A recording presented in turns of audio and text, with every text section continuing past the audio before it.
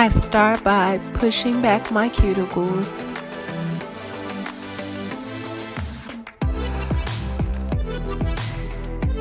and removing any excess skin.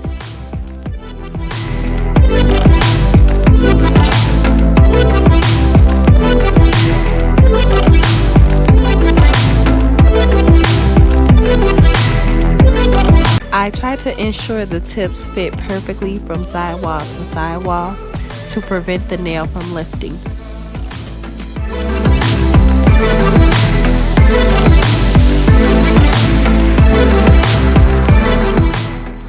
I apply a layer of the brush-on gel to the nail tip before placing it on the center of my natural nail. I hold it for about 5 seconds before squeezing the sides, just to make sure the tip is secure, and I do this on all the nails.